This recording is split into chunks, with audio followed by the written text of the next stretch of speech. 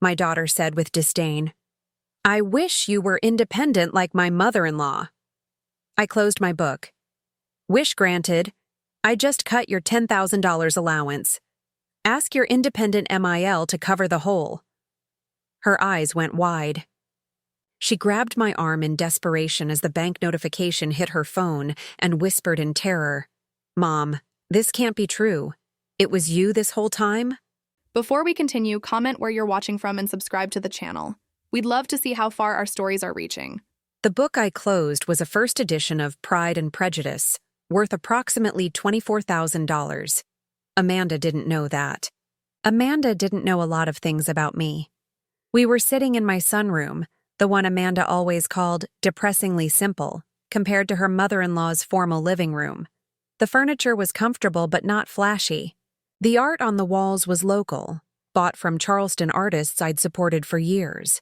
Nothing in the room suggested wealth. That was intentional. Mom, Amanda's voice cracked. She was staring at her phone, at the notification that had just informed her that her monthly transfer of $10,000 had been permanently discontinued. This has to be a mistake. The bank must have made an error. No error. I called them this morning. The allowance is canceled. But you can't. I have bills. I have the mortgage on the townhouse. I have the car payment. I have things you assumed someone else would pay for. Someone you've spent years calling dependent and pathetic and embarrassing. Amanda looked up from her phone. For the first time in perhaps a decade, she really looked at me. Not through me, not past me. Not with the dismissive glance she reserved for service workers and her poor, sad mother. Actually looked. I don't understand, she said. Let me help you understand. I set the book aside, keeping my voice as calm as I'd kept it through every insult, every slight, every cruel comparison to Diane Harper. You just told me you wished I was independent like your mother-in-law. You've been telling me variations of that for 8 years. You've made it clear, repeatedly, that you're embarrassed to have a mother who does nothing and has nothing and contributes nothing. I didn't mean you meant every word. You meant it when you told your friends I was just a housewife who got lucky with Dad's life insurance. You meant it when you didn't invite me to your birthday party because I'd feel out of place with successful people. You meant it when you told Brandon that I was a financial burden you felt obligated to tolerate. Amanda's face went pale. How do you know what I said to Brandon? I know everything, Amanda. I've known everything for years, and today I'm tired of pretending I don't. I stood and walked to the window. The Charleston sun was warm on my face, the harbor visible in the distance. I'd bought this house 30 years ago, when the neighborhood was still considered up and coming.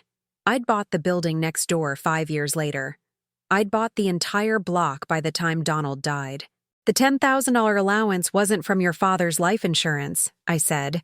Your father's life insurance was $250,000.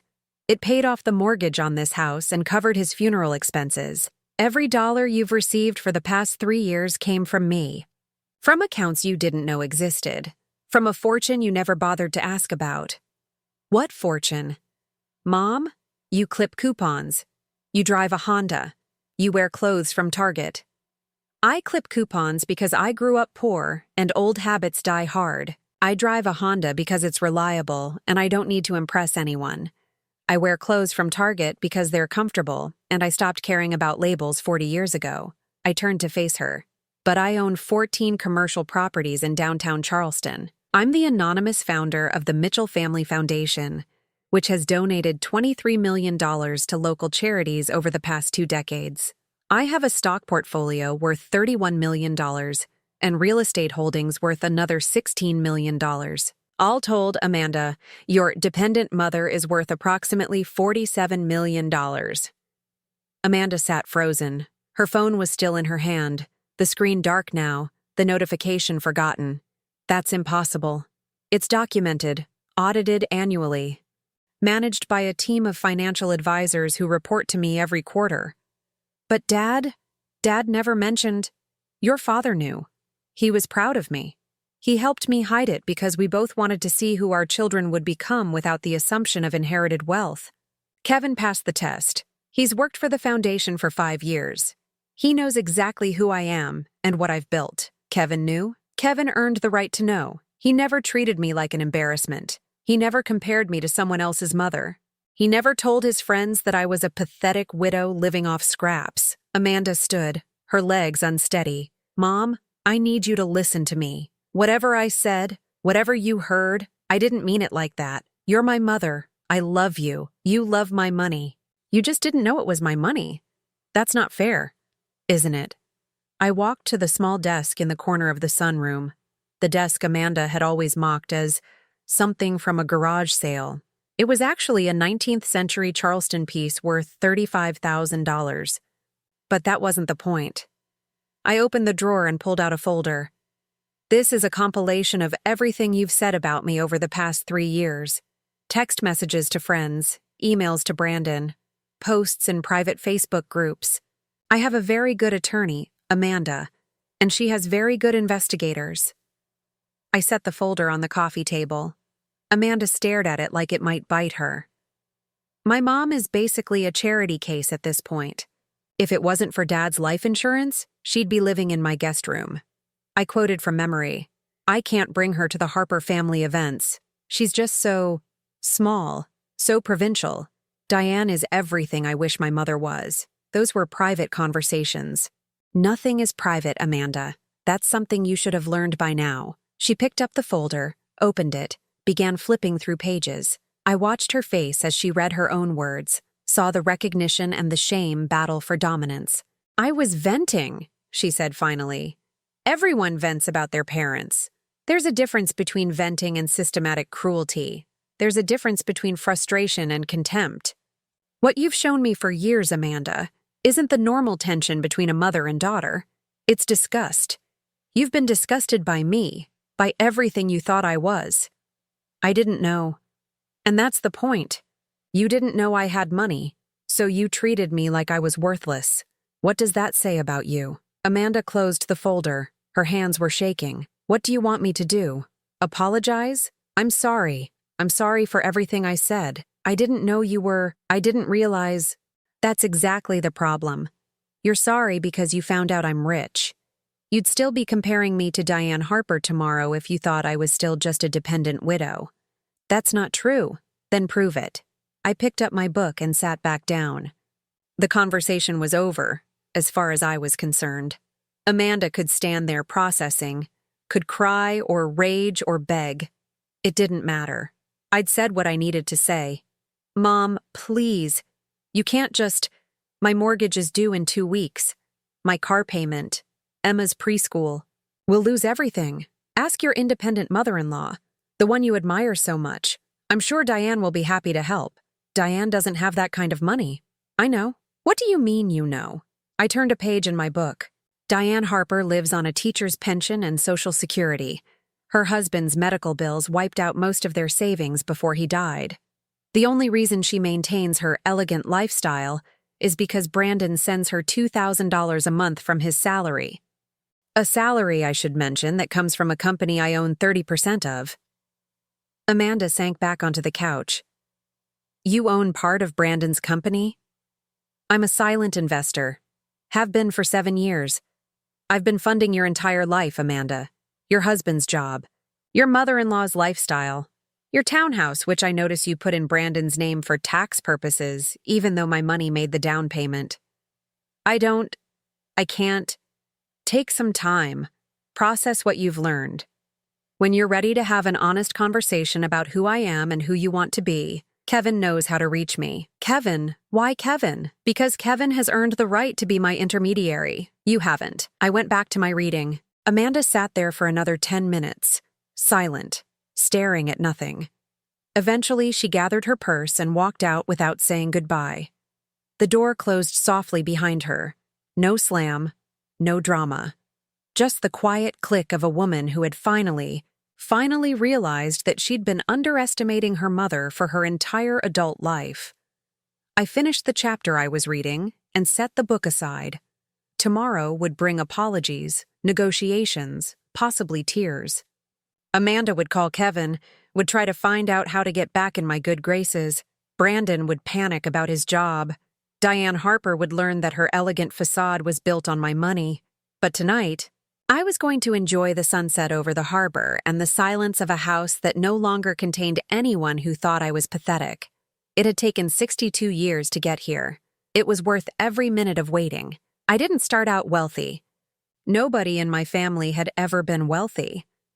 My father was a shrimper in Beaufort. My mother cleaned houses for the families on Ladies Island. I grew up sharing a bedroom with 3 sisters, wearing hand-me-downs, knowing that college was a dream reserved for other people's children. Donald Mitchell changed everything. We met in 1981, when I was 19, and working as a waitress at a diner on Highway 21. He was 22, just out of the Army, driving a delivery truck for a linen company. He came in every Tuesday and Thursday, ordered the same thing, coffee and pecan pie, and left a tip that was bigger than his bill. "You're wasting your money," I told him one day. "I'm not going to fall in love with you just because you tip well. I'm not tipping well because I want you to fall in love with me," he said. "I'm tipping well because you work hard, and you deserve it." I married him 6 months later. We moved to Charleston, where Donald had found a job managing a small warehouse. The salary was modest, $18,000 a year, but it was more money than I'd ever seen. I got a job as a receptionist at a real estate office, answering phones and filing paperwork. That's where I learned about property. The office was owned by a woman named Margaret Ellis. She was 45 when I met her, divorced, childless, and one of the most successful real estate investors in the Low Country. She'd started with nothing, she told me. A secretarial job, a small inheritance from a grandmother, and a willingness to take risks that other people wouldn't take. "The secret to building wealth," Margaret said, "is buying what other people overlook, properties that need work, neighborhoods that aren't fashionable yet, investments that take patience to mature." She became my mentor. She taught me how to analyze property values, how to spot undervalued assets, how to negotiate with banks and sellers and contractors. By the time I was 25, I'd saved enough to buy my first investment property, a rundown duplex on the edge of downtown that everyone said was a waste of money. I renovated it myself, on weekends and evenings, while Donald worked overtime to pay our bills. I rented both units, used the income to pay the mortgage, and saved the difference. 3 years later, I bought a second property, then a third, then a fourth. By 1995, I owned 12 rental properties and had a net worth of just over $2 million. Nobody knew except Donald and Margaret.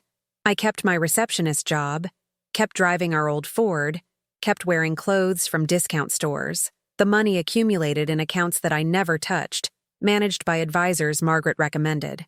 "Why don't you want people to know?" Donald asked once. "You've accomplished something amazing. You should be proud." I am proud, but I want to see what happens when people don't know. I want to see who treats me well because I'm worth treating well, not because I'm worth money. It was a test, though I didn't think of it that way at the time. A test of character, applied to everyone I met. Some people passed, most people failed. My own daughter, as it turned out, would fail spectacularly. Amanda was born in 1990. Kevin came along 4 years later. They grew up in the same modest house, wore the same sensible clothes, attended the same public schools. I never told them about the money. Donald agreed that they should learn the value of work, the importance of earning what they received. Kevin took to it naturally. He got jobs in high school, saved for college, graduated with honors, and came to me at 25 asking if there was any way he could help with the small real estate business he knew I'd been running. I told him the truth that day, showed him the full extent of what I'd built. He cried, "Mom, this is incredible. Why didn't you tell me sooner?" "Because I needed to know you'd work hard regardless. I needed to see who you'd become without the safety net of knowing there was money waiting." "And Amanda? Does she know?" Amanda never asked. Amanda never wanted to know about my boring life. Amanda wanted to get as far away from her small-town mother as possible. Amanda had made her feelings clear from the time she was 16. She was embarrassed by our house, our car, our clothes. She was embarrassed by me. When she got into the College of Charleston on a scholarship I'd secretly funded, she told everyone she'd escaped her limited upbringing. When she met Brandon Harper at a fraternity party junior year, She latched onto his family like a drowning person grabbing a life preserver. The Harpers were comfortable, but not wealthy. Brandon's father had been a surgeon before he died, leaving Diane with a decent pension and a big house. Diane played the role of elegant widow perfectly, hosting garden parties and charity luncheons, maintaining the illusion of prosperity even as her savings dwindled. Amanda worshipped her. "Diane is so refined," she'd tell me. "Diane knows how to dress. Diane knows how to entertain. Diane is everything a mother should be." I let her believe it. I let her believe that Diane was sophisticated and I was simple, that Diane was independent and I was dependent, that Diane was worthy of admiration and I was worthy of pity. I watched my daughter grow into a woman who valued appearances over substance, who measured worth in material displays rather than character, and I kept funding her life, anonymously, watching to see if she would ever wake up. Donald died 3 years ago. Heart attack, sudden and devastating. He was 65 years old, had been retired for 2 years, had spent those years traveling with me to places we'd always wanted to see. Paris, Rome, Tokyo. We told everyone we were using savings, when in fact we were spending a fraction of the returns on investments we'd held for decades. At his funeral, Amanda cried. Then she asked about the life insurance. "There's a policy for $250,000, I told her. "It'll be enough to pay off this house and cover the expenses." "That's it? Dad didn't have any other savings?" "Your father worked hard all his life, Amanda. He provided for this family. But there's nothing for us? For Kevin and me? Your father's legacy is the values he taught you.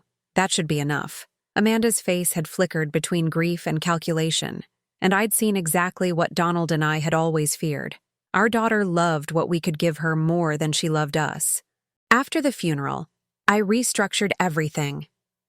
I set up the Mitchell Family Foundation as a way to give back to Charleston, to support the kind of people I'd grown up with. I increased Amanda's monthly allowance to $10,000, telling her it was from investments Dad had made that are finally paying off. I hired Kevin formally, bringing him into the foundation as the director of operations, and I waited. I waited through 3 years of Amanda's contempt, 3 years of being compared to Diane Harper, 3 years of exclusion and humiliation and casual cruelty from a daughter who thought she was better than me because she didn't know who I really was. "Why don't you just tell her?" Kevin asked more than once. "Why do you let her treat you this way?" "Because I need to see if there's anything left to save. If she would treat a stranger the way she treats me, there's no hope. But if there's still a connection, still some love underneath all that shame, maybe we can rebuild. And if there isn't, then I'll know. And I'll act accordingly."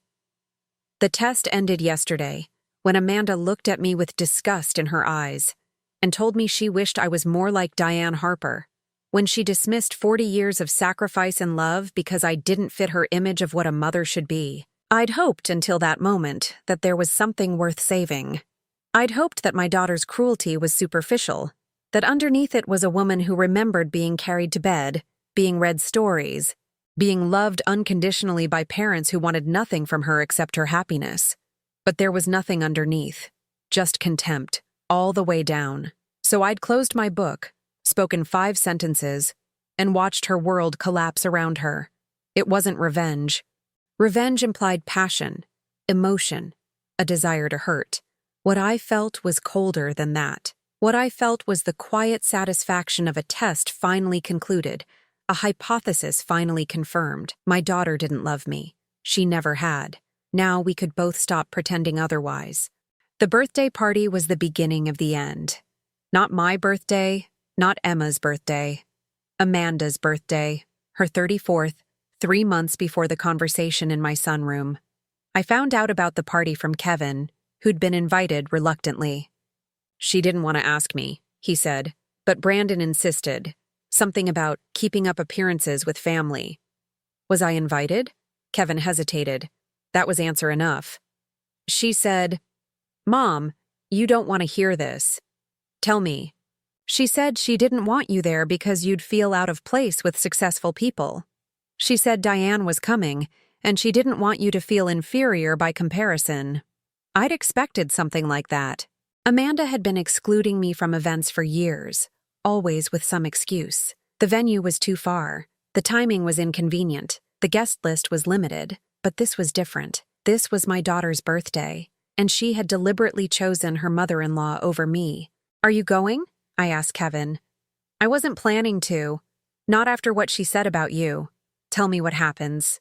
Kevin went. He reported back the next day, sitting in my kitchen with a cup of coffee and a look on his face that mixed anger with sadness. It was extravagant. She rented out a restaurant downtown, the one on King Street that charges $200 a plate. There were about 40 people, all from Brandon's social circle. Diane gave a toast about the daughter she never had. And Amanda? Amanda cried. Told everyone how grateful she was to have Diane as a role model. How Diane had taught her what it means to be a woman of substance. A woman of substance. Diane Harper, whose substance was funded by my money flowing through her son's paycheck. "She mentioned you once," Kevin continued. "Someone asked where her mother was, and Amanda said you weren't feeling well. Then she changed the subject." I nodded. I'd expected that too. "Mom, why do you let her do this to you? You could end it any time. You could tell her the truth, show her who you really are." "And what would that prove? That she respects me when she knows I'm rich? I already know she respects money. I want to know if she respects me." "She doesn't. We both know that by now." "I know, but I keep hoping I'm wrong." Kevin left that afternoon. I sat alone in my kitchen, looking out at the garden I'd planted 30 years ago, thinking about the daughter I'd raised and the woman she'd become. The next few months brought more of the same. Amanda called occasionally, always when she needed something. Money for Emma's dance classes, money for Brandon's car repair, money for a vacation to Hilton Head that Amanda felt she desperately needed after a stressful year of doing nothing. I provided the money, always. Transferred it silently, without comment, watching to see if gratitude might eventually emerge. It never did. Diane Harper was a regular topic of conversation. "Diane took me shopping yesterday. She has such elegant taste. Diane hosted a garden party. You should have seen the flowers. Diane says a woman should always present her best self. She's so wise." I met Diane exactly once, at Amanda and Brandon's wedding 8 years ago. She was pleasant, polished, the kind of woman who knew how to make small talk with strangers. I'd thought nothing of her at the time, just another guest at a wedding that was costing me $50,000 without Amanda knowing. But over the years, Diane had become a symbol. She represented everything Amanda wished I was and believed I wasn't. Elegant, sophisticated, independent. The kind of mother who enhanced her daughter's social standing rather than undermining it. What Amanda didn't know was that Diane's independence was an illusion. Diane's husband had died with significant debts. The medical bills had consumed their savings. The big house was mortgaged, the elegant lifestyle was maintained through careful credit management, and the $2,000 a month Brandon sent her. Brandon's salary came from a company called Harper and Associates, a mid-sized marketing firm. What neither Brandon nor Amanda knew was that Harper and Associates had been struggling 7 years ago, on the verge of bankruptcy. I'd invested $500,000 to keep it afloat, becoming a 30% silent partner. Brandon's job, his salary, his ability to support both his wife and his mother, all of it depended on a company I partially owned. The irony was perfect. Amanda despised her dependent mother while living off money that flowed from that mother through channels Amanda couldn't see. She worshipped her independent mother-in-law while being unaware that Diane's lifestyle was funded by the same invisible source. I'd built a web of financial connections that supported everyone Amanda cared about, and she'd never once thought to ask where any of it came from. The breaking point came 3 weeks before the confrontation in my sunroom. It wasn't the birthday party, though that had hurt. It wasn't the constant comparisons to Diane, though those had accumulated into a weight I carried every day.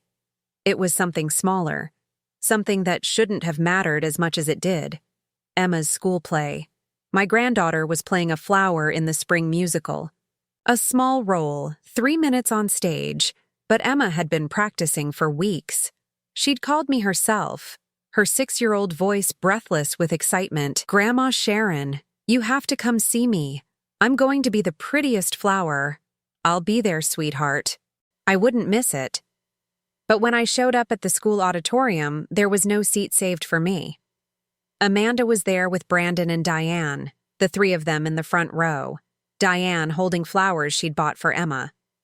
I stood in the back, watching my granddaughter perform, watching Amanda and Diane applaud, watching a family that had no place for me. After the play, I found Amanda in the lobby. "I didn't know you were coming," she said, not quite meeting my eyes. "Emma invited me. The front row only had 4 seats. We couldn't fit everyone. There were empty seats throughout the auditorium. Well, I couldn't save you a seat if I didn't know you were coming." She looked past me, toward Diane, who was crouching down to present Emma with the flowers. Diane brought the bouquet. Wasn't that thoughtful? I watched Diane hug my granddaughter. I watched Emma pose for photos with her grandmother, the one Amanda deemed worthy of front row access. I watched myself being erased from my own family, one event at a time. "I should go," I said. "Already? But we were going to get ice cream. You could join us if you want."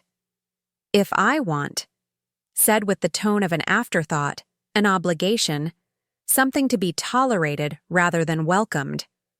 "No, thank you. Tell Emma I said congratulations." I drove home through streets I'd driven for 40 years, past buildings I owned and restaurants I frequented and churches I'd supported. Charleston was my city.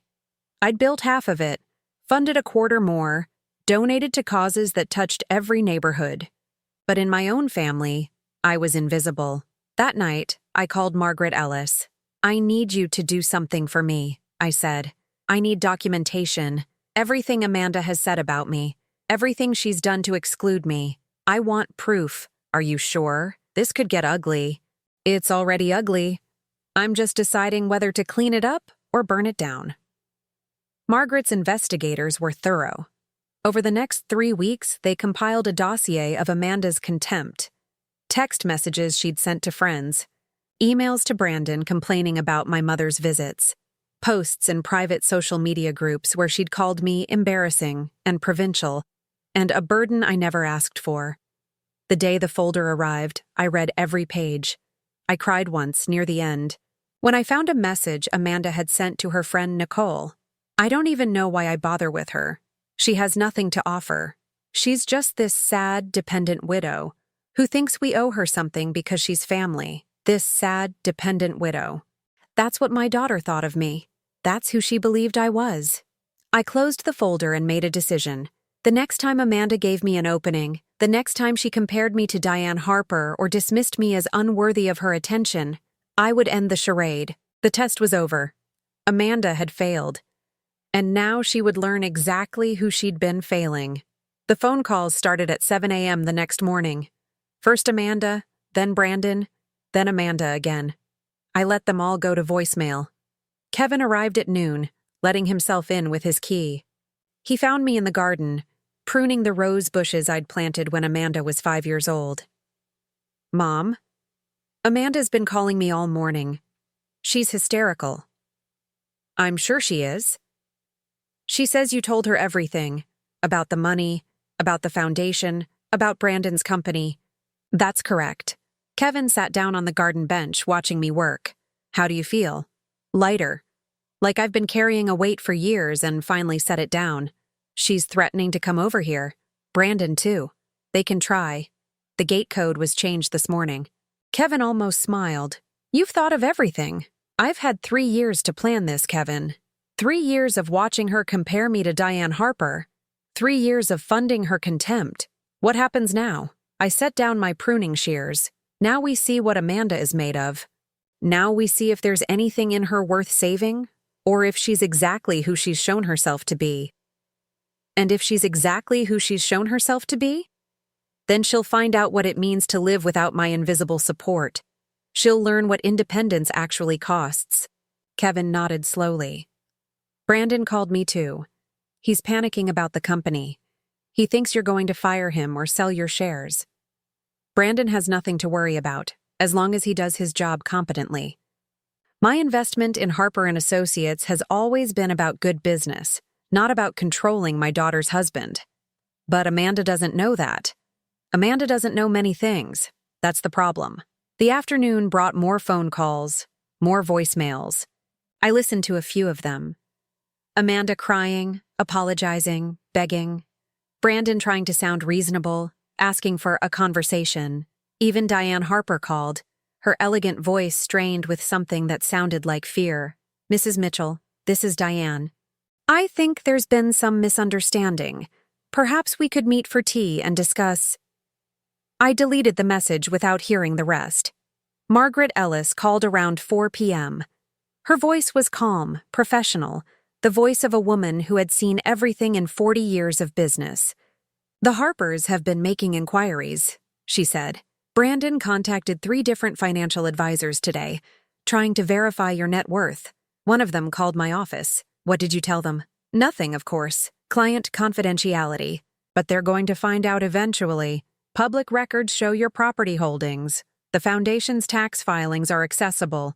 Anyone who looks hard enough will see the full picture. Let them look. Let them see exactly what they've been dismissing all these years." "And your daughter?" "My daughter made her choice years ago. She chose to believe what was easiest, to see what she wanted to see. Now she gets to live with the consequences of that choice." Margaret was quiet for a moment. "Sharon, I've known you for 40 years. I've watched you build an empire while pretending to be ordinary. I've seen you fund scholarships and hospitals and charities without ever seeking recognition. But I've never seen you like this." "Like what?" "Hurt. Under all that calm, you're hurt. And you have every right to be." I looked out the window at my garden, at the roses I'd been pruning that morning. They were beautiful, even in their imperfect state. Some things were worth nurturing. Some things weren't. "Hurt is temporary," I said. "What I'm doing now is about clarity. For 40 years, I've wondered if money would change how people treated me. I've built relationships on the assumption that I could be valued for who I am, not what I have. Amanda proved that assumption wrong. And now? Now I stop pretending. Now I live openly as the woman I've always been. If people change how they treat me because of that, at least I'll know where I stand." After Margaret hung up, I went to my study and pulled out the file I'd been building for months. The documentation of Amanda's contempt was just the beginning. There were other documents too: loan agreements, investment contracts, property deeds, a careful record of every dollar I'd channeled into my daughter's life without her knowledge. The total was staggering. Over 3 years, I'd given Amanda and Brandon nearly $800,000 in direct and indirect support: the monthly allowance, the anonymous donation to Emma's preschool that reduced their tuition by half, the investment in Brandon's company that had prevented layoffs 3 times, the payment of Diane's property taxes when she'd fallen behind. $800,000, and Amanda had spent that time telling her friends that her mother was a burden. I closed the file and put it back in the drawer. Tomorrow, I would begin the next phase. Not punishment, not revenge, just truth. The gate buzzer sounded at 6 p.m. I checked the security camera. Amanda's car, with Amanda at the wheel and Brandon in the passenger seat. They were arguing about something, their mouths moving in silent fury. I pressed the intercom button. "Yes? Mom, please. We need to talk. I'm sorry, okay? I'm sorry for everything. Just let us in. The gate will remain closed, Amanda. I'm not ready to see you yet." "Not ready? Mom, you dropped a bomb on my life yesterday and then just walked away. You can't do this. I can do exactly this. I've earned the right to do exactly this." Brandon leaned across the seat, speaking into the intercom. "Mrs. Mitchell, Sharon, I know this is difficult, but we're family. Surely we can work through—" "Brandon, you called me the mother-in-law problem in a text to your friend last month. You joked about how much easier things would be when I finally died and left whatever scraps I have. I don't think we have the kind of family relationship you're implying." Silence from the other end. I watched on the camera as Brandon's face went pale. "Yeah," I said. "I know about that too." Amanda was crying now, mascara running down her cheeks. Part of me wanted to open the gate, to comfort my daughter the way I'd comforted her when she was small. But that daughter had disappeared years ago, replaced by a woman who saw me as an obstacle rather than a parent. "Go home, Amanda. Think about everything you've said and done over the past 10 years. Think about who you've been and who you want to become. When you're ready to have an honest conversation, Kevin will arrange a meeting. But not today. Not while you're still in crisis mode. Mom! I turned off the intercom and walked away from the security screen. Behind me, I could hear the gate buzzer sounding again and again. Amanda, refusing to accept that the rules had changed. She'd learn. Eventually, she'd learn. I made myself dinner, ate it in the sunroom while watching the sunset over the harbor. My phone continued to buzz with calls and messages that I ignored. Around 9 p.m., the gate buzzer finally stopped. I checked the camera and saw that Amanda's car was gone. Kevin texted at 10. She showed up at my place. I told her what you told me to say. She's processing. I replied, "Thank you. Get some sleep. Tomorrow will be eventful." That night, I slept better than I had in months. The weight of secrecy, of pretending to be less than I was, had lifted. Tomorrow, the world would begin to see the real Sharon Mitchell, and my daughter would have to decide whether she could accept that woman or whether she'd continue to wish I was someone else. The next morning began with an email from Margaret. Charleston Post reporter called. Someone leaked information about the foundation. Story running tomorrow. I called her immediately. Who leaked it? Unknown. Could be anyone who's seen the tax filings. Could be one of the advisory board members. Could be someone Amanda or Brandon contacted yesterday who put two and two together. Does it matter? It might. If this is deliberate, someone wanted to expose you. Or someone wanted to verify what Amanda told them. Either way, the result is the same. The story runs tomorrow. What do you want to do? I thought about it for a moment. For 40 years, I'd hidden my success.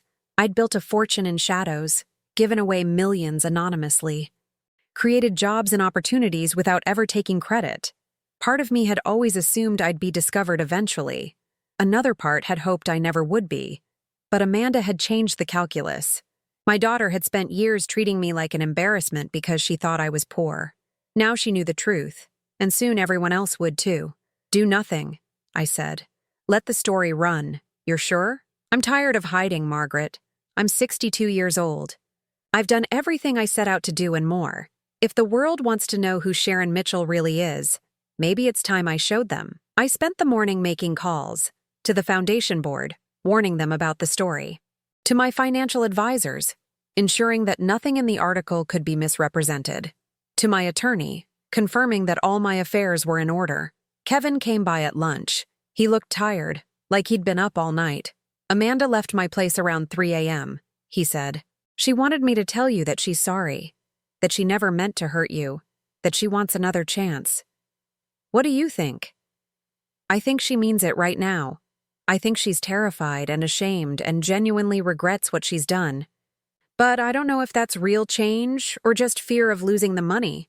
Neither do I. That's the problem. She's coming back here today.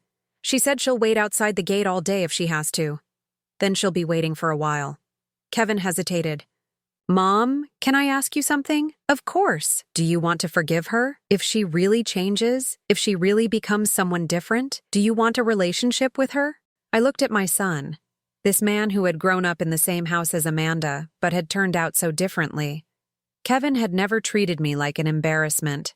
He'd never compared me to someone else's mother. He'd worked hard, earned his place, proven himself over and over again. I want the daughter I raised, I said. The little girl who used to climb into my lap and tell me I was the best mommy in the world. I want the teenager who brought me coffee when she knew I'd been up all night. I want the young woman who called me from college just to hear my voice. But that's not who Amanda is anymore. That's not who she is. And I don't know if she can find her way back to being that person, or if she ever really was that person at all. So what do you do? I wait. I watch. I see what she does when she realizes the money isn't coming back. I see if she shows up because she loves me or because she needs me. And I make my decision based on what I see. The gate buzzer sounded. I checked the camera. Amanda, alone this time, standing outside her car. I'll be out here all day, Mom, she called toward the camera. I'm not leaving until you talk to me. I turned off the screen. She means it, Kevin said. I know. But meaning it isn't the same as earning it. She's got a lot of earning to do. The afternoon papers ran the story. Margaret had been right about the timeline. Anonymous Foundation revealed, local widow worth $47 million was the headline. The article detailed my property holdings, my charitable giving, my silent partnerships in local businesses. It quoted unnamed sources who expressed shock that Sharon Mitchell, the woman everyone thought was just a retired receptionist, was actually one of Charleston's most significant philanthropists. My phone began ringing off the hook. Local news stations, national news stations, neighbors who suddenly wanted to be my friend. I ignored them all, but I watched the gate camera. Amanda was still there, sitting on the hood of her car, waiting. At 5 p.m., she was still there. At 6. At 7. When the sun set, she turned on her headlights, but didn't leave. At 8 p.m., I pressed the intercom button. Go home, Amanda. Not until you talk to me. I said go home. I'll stay here all night if I have to. I'll stay here for a week. Mom, I know I messed up. I know I was terrible to you. But you're my mother. You're the only mother I have. Please, give me a chance to make this right. I watched her on the screen, her face lit by the glow of her phone, her eyes fixed on the camera she knew I was watching. Come back tomorrow, I said finally. 9 a.m. We'll talk. I saw hope flicker across her face. Really? Tomorrow, not tonight. Tonight I need to think. Okay, tomorrow.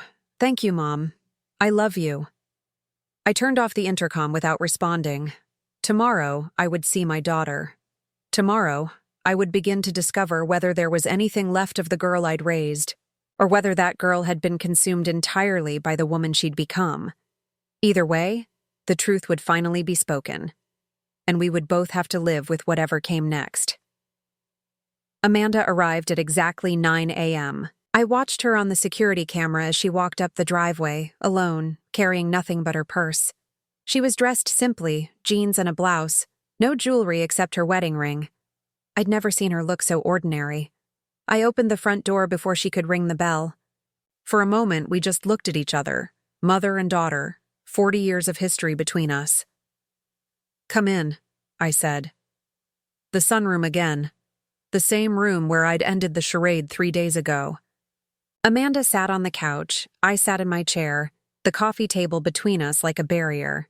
I read the article, Amanda said. Everyone's read it. I've had 50 people text me asking if it's true about you. What did you tell them? Nothing. I didn't know what to say. You could try the truth. Amanda flinched. Mom, I know you're angry. You have every right to be. But please let me explain. Explain what? Explain why you spent years comparing me to Diane Harper? Explain why you told your friends I was a burden? Explain why you excluded me from my own granddaughter's school play. I was wrong. I was stupid and shallow and wrong. I judged you based on appearances when I should have judged you based on who you are. And who am I, Amanda? Tell me who your mother is. She looked at me, really looked, the way she had in that first moment 3 days ago when the truth had finally registered. You're Sharon Mitchell. You grew up poor in Beaufort. You married Dad when you were 19. You built a fortune that nobody knew about, gave away more money than most people ever see, and you did it all while living like you had nothing. And why did I do that? To test people, to see who would treat you well when they thought you had nothing to offer. And what did you do, Amanda? How did you treat me? Silence. Amanda looked down at her hands. I failed, she said quietly. I failed the test. You didn't just fail. You failed spectacularly. You failed with contempt and cruelty and systematic disrespect. You failed in ways that I never imagined my own daughter could fail. I know. Do you? Do you really understand what you did? You took the woman who raised you, who loved you, who gave you everything you needed to become who you are, and you treated her like garbage. Not because of anything I did, not because I was unkind or neglectful or cruel, but because you were ashamed of what you thought I was. Amanda was crying now, tears streaming down her face. I'm sorry. I'm so sorry. I don't know how to make it right. I don't know if you can make it right. That's what we're here to find out. I stood and walked to the window. Outside, the garden was beautiful in the morning light. Donald and I had planted those roses together 30 years ago. He'd teased me about my obsession with getting the soil just right. Your father and I made a decision when you were born, I said. We decided that our children would grow up not knowing about the money. We wanted you to develop character, to learn the value of work, to become people who could stand on their own feet. Kevin managed it. You didn't. And I've spent years asking myself where I went wrong. What did I do differently with you? What did I miss? Nothing. You didn't do anything wrong. I wanted more. I always wanted more than what we had. And when I met Brandon, when I saw how his family lived, I thought that was what life was supposed to be. The Harpers weren't rich, Amanda. They were comfortable at best. I know that now, but back then they seemed glamorous.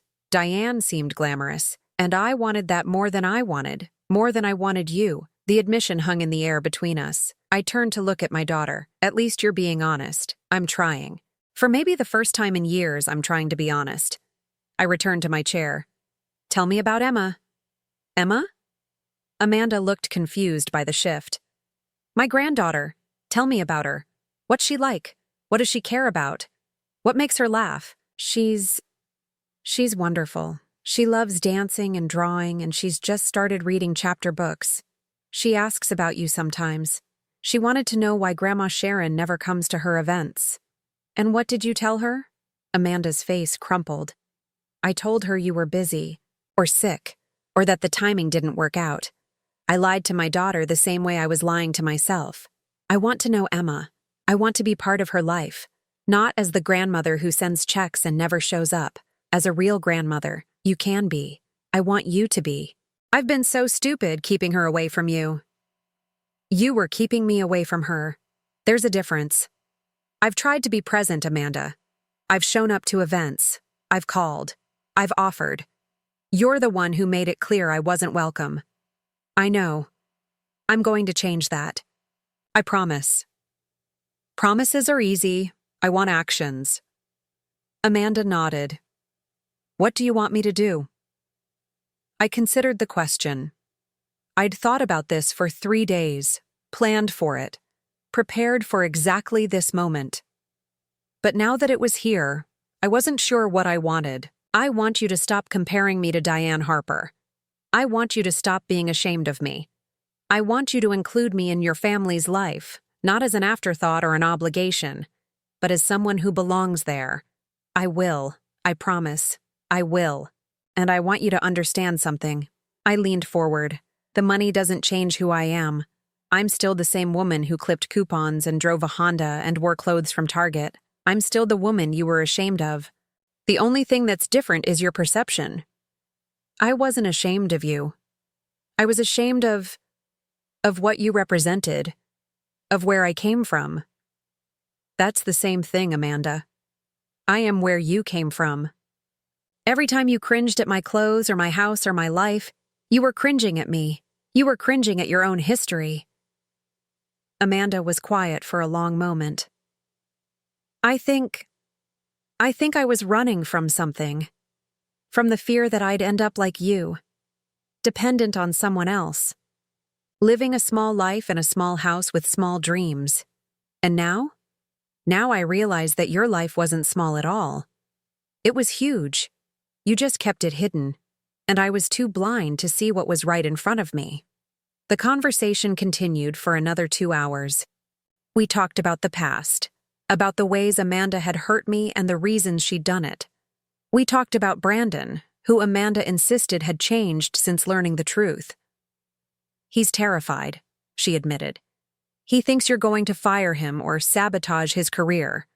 I'm not interested in punishing Brandon. I'm interested in having an honest relationship with my daughter. So the money, the allowance, is not coming back. Not anytime soon. If you want to have a relationship with me, it needs to be based on something other than what I can give you. I understand. Do you? Because for the past 3 days I've been watching you call and text and show up at my gate. And I've been wondering how much of that is genuine and how much is panic about losing the money. Amanda's face went pale. That's not fair, isn't it? You've spent years proving that money is what you value. Now you're asking me to believe that's changed. Give me a reason to believe it. I don't know how. Neither do I. That's the problem. We ended the conversation with nothing resolved. Amanda left around noon, promising to call, promising to bring Emma over for a visit, promising everything I'd wanted to hear for years. But promises from Amanda had always been empty. I'd learned that lesson the hard way. Kevin came by that afternoon to check on me. How did it go? She said all the right things. She cried. She apologized. She promised to change. You don't believe her. I want to believe her. But I've wanted to believe her for years, and every time I've given her the benefit of the doubt, she's proven me wrong. So what now? Now I wait and watch. I see if her actions match her words. I give her the opportunity to prove herself. And if she doesn't? Then I'll know for certain what I've suspected for a long time, that my daughter loves the idea of having a wealthy mother, but has no interest in having me. The next few days were strange. The article had changed everything. Suddenly, people who had ignored me for years were eager to be my friend. Neighbors who had never introduced themselves stopped by with casseroles and invitations. Charities I'd never heard of called asking for donations. Reporters camped outside my gate, hoping for an interview. I ignored most of it. I'd spent 40 years avoiding attention, and I wasn't going to change that now just because my secret was out. But I did agree to one interview. The Charleston Post had been fair in their original article, and their reporter, a young woman named Sarah Chen, seemed genuinely interested in the story beyond the sensational aspects. We met in my sunroom, the same room where everything had happened. Sarah asked about my childhood, my marriage, my career in real estate. She asked about the foundation and the work we'd done over the years. "You've given away over $23 million, Sarah said. But you never took credit for any of it. Why? Because taking credit wasn't the point. Helping people was the point. If I'd wanted recognition, I would have put my name on things. I wanted results. And your family? Your daughter?" I hesitated. "That's a private matter. There are rumors that the revelation caused problems, that your daughter didn't know about your wealth. My daughter and I are working through some things. That's all I'll say about it." Sarah nodded, respecting the boundary. "What's next for you? Now that everyone knows who you are?" "I'm 62 years old. I've spent 40 years building something that matters. Now I'm going to spend whatever time I have left enjoying it, traveling, spending time with my son, getting to know my granddaughter, living the life I've earned." "And the foundation?" "The foundation will continue. Kevin runs the day-to-day operations. I'll remain involved, but from more of a distance. It's time for the next generation to take over." The interview was published 2 days later. It was fair, mostly accurate, and it generated another wave of attention that I was forced to weather. But something good came out of it. Emma saw the article. Her preschool teacher had mentioned it, and Emma had come home asking questions. "Is Grandma Sharon really rich?" she'd asked Amanda. "Is she really a philanthropist?" Amanda had called me that night, her voice careful but hopeful. "She wants to meet the real you. She wants to understand who you are. Bring her over. Saturday. We'll have lunch in the garden." Saturday arrived with clear skies and a warm breeze off the harbor. Emma showed up holding Amanda's hand, her eyes wide as she took in the garden. "Grandma Sharon, you have so many flowers." "I do. Would you like to help me pick some?" For the next 2 hours, I had my granddaughter to myself. We picked flowers, made bouquets, talked about her school and her friends and her dreams. She was curious and bright and absolutely enchanting. Amanda watched from the garden bench, saying little. I caught her wiping her eyes more than once.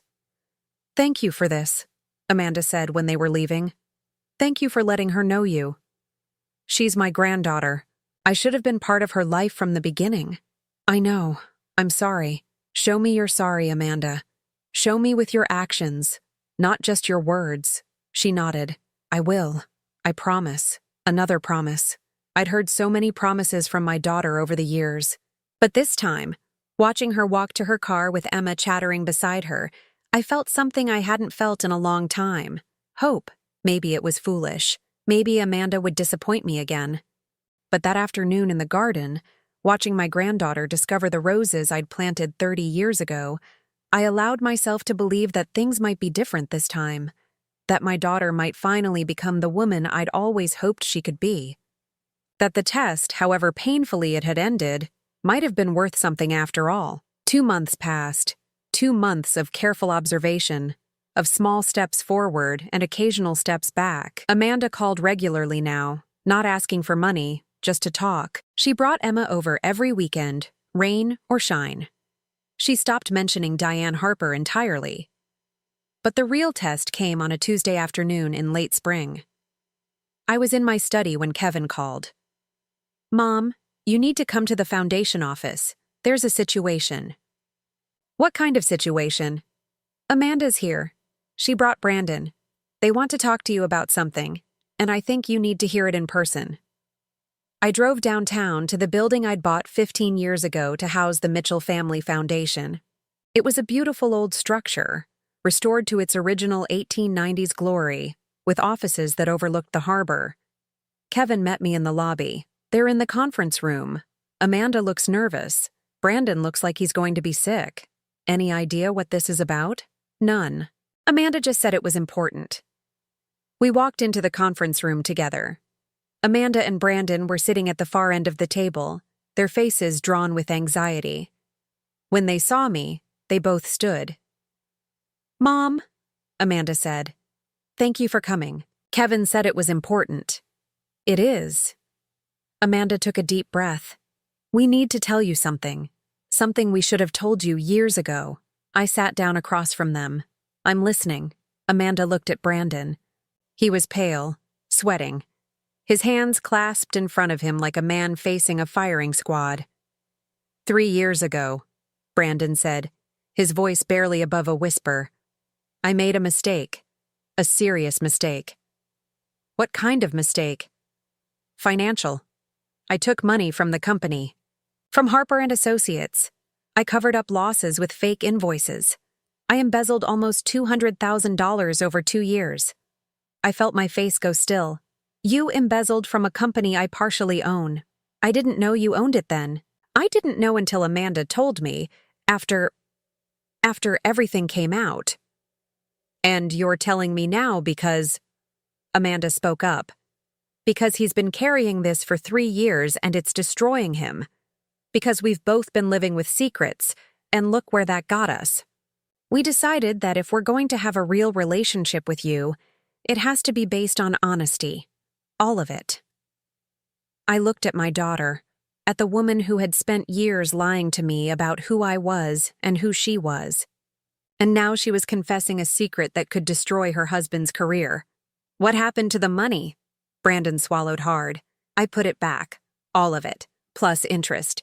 It took me 2 years, but I paid back every cent. I used the money Amanda was giving me from her allowance. My money. You paid back embezzled funds with money I gave my daughter." "Yes." Brandon looked like he might throw up. "I know how that sounds. I know how all of this sounds. But I'm trying to be honest now. I'm trying to do the right thing. Why did you take the money in the first place?" "Because Diane needed it. Her husband's medical bills, the funeral costs, keeping up the house. She was going to lose everything. I couldn't let that happen." "So you stole from your employer to maintain your mother's lifestyle?" "Yes." The irony was almost too much. Brandon had stolen money to support Diane, the woman Amanda worshipped, the woman who represented everything Amanda wished I was. And all along, I'd been funding Amanda, who'd been funding Brandon, who'd been funding Diane. A circle of money, all flowing from my pocket to support a family that despised me. "Why are you telling me this now?" I asked. "You could have kept it secret forever." "I wouldn't have known," Amanda answered. "Because that's what we've always done. Kept secrets, told lies, pretended to be people we weren't. And look where it got us. I lost years with my mother because I was too ashamed to see who she really was. Brandon almost lost everything because he was too proud to ask for help. We don't want to live like that anymore. I studied them both. Brandon, who had committed a crime to support his mother. Amanda, who was risking her marriage by confessing it. What do you expect me to do with this information? Whatever you think is right, Brandon said. If you want to report me to the company, I understand. If you want to fire me, I understand. I'm not asking for forgiveness. I'm just asking for honesty. I stood and walked to the window. The harbor stretched out before me, the same view I'd watched for 30 years as I built my fortune in secret. Brandon, what you did was wrong. Theft is theft, regardless of the reason. I know. But you paid it back. And you're confessing now, when you didn't have to. That counts for something, Amanda spoke. Mom, whatever you decide, I want you to know that I'm proud of him. He's been sick with guilt for years. He wanted to tell someone, but he was afraid. When everything came out about you, about the money, he saw a chance to finally be honest. We both did. I turned to face them. I'm not going to report you. The money was paid back and the company never suffered. But Brandon, if anything like this ever happens again, if you ever take something that isn't yours, I will make sure you face consequences. It won't happen again. I swear. And Amanda. I looked at my daughter. I'm proud of you too. Her eyes went wide. You are. You could have hidden this. You could have kept Brandon's secret the way you kept my secret. Instead, you chose honesty. You chose to risk everything for the chance at a real relationship. That's growth. That's change. That's the daughter I've been hoping to see. Amanda started crying. I'm sorry, Mom, for everything. For all the years I wasted being ashamed of you when I should have been proud. I know you're sorry. You've been showing me for 2 months. And I'm starting to believe you mean it. We stayed in that conference room for another hour, talking about the future. About what kind of relationship we could build now that everything was out in the open. About Emma, who deserved grandparents who weren't hiding secrets. About Diane, who Amanda said was struggling with the revelation that her elegant lifestyle had been funded by her former daughter-in-law's pathetic mother. She's embarrassed, Amanda said. She didn't know about the money you sent through Brandon's salary. She didn't know about anything. Diane Harper is not my concern. You are. Emma is. Building something honest is. I want that too. More than anything. When we finally left the foundation building, Amanda hugged me for the first time in years. A real hug. Not the perfunctory gesture she'd been giving me since she was a teenager. I love you, Mom. I should have said it more. I should have meant it more. I love you too. I always have, even when you didn't deserve it. The next few months brought more change. Amanda and Brandon sold their townhouse and bought something smaller, more affordable. They paid off their debts, started saving, began living within their means for the first time in their marriage. Diane Harper moved out of her big house and into a modest apartment. She stopped hosting garden parties and charity luncheons. The elegant facade she'd maintained for years crumbled, and what emerged was a woman who had been pretending as much as anyone. She's actually nicer now, Amanda told me one day. Less judgmental, less concerned with appearances. It's like she was playing a role for so long that she forgot who she really was. We all play roles, I said. The question is whether we choose roles that bring out our best selves or our worst. I chose badly. For a long time. You did. But you're choosing differently now. The final piece fell into place on Emma's 7th birthday. Amanda insisted on hosting the party at my house, in the garden where Emma loved to pick flowers. She invited both families, all the cousins and aunts and uncles on both sides. For the first time, everyone would be together. I watched from my kitchen window as the guests arrived. Kevin with his girlfriend, Brandon's sister and her children, Diane Harper, looking smaller somehow without her elegant clothes and expensive jewelry. And then Amanda, leading Emma up the driveway, both of them carrying presents for the other guests. Grandma Sharon! Emma ran toward me as I stepped out onto the porch. Look at all the flowers! They're even prettier than last time. Happy birthday, sweetheart. Are you ready for your party? Yes? And Mom said you're going to teach me how to make rose arrangements. I looked at Amanda, who was standing at the bottom of the steps, watching us. I am. Would you like that? I'd like that more than anything. The party lasted all afternoon. Children ran through the garden. Adults gathered on the porch, talking and laughing. At one point, I found myself standing next to Diane Harper, both of us watching our grandchildren play. "I owe you an apology," Diane said quietly. "For years, I let Amanda believe things about you that weren't true. I enjoyed being the mother she wished she had. I never stopped to think about what that meant for you. You didn't know. I should have. I should have seen the way she dismissed you, the way she compared us. I should have told her she was wrong. You were playing a role. We all were." Diane nodded slowly. "I'm tired of roles. I'm tired of pretending. I spent so many years trying to be someone I wasn't, and look where it got me. It's not too late to be who you really are." "I suppose it isn't." We stood in silence for a moment, two grandmothers watching children we loved play in a garden built by hands that had once been poor.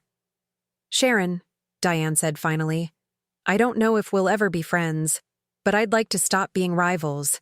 I'd like Emma to have two grandmothers who can be in the same room without tension. I'd like that too." As the sun set over the harbor, I gathered everyone together on the porch. Emma sat in my lap, tired from playing, her head resting against my shoulder. "I want to say something," I announced, "to everyone here." The conversations quieted. All eyes turned to me. A year ago, I thought I'd lost my daughter. I thought the woman she'd become was beyond saving.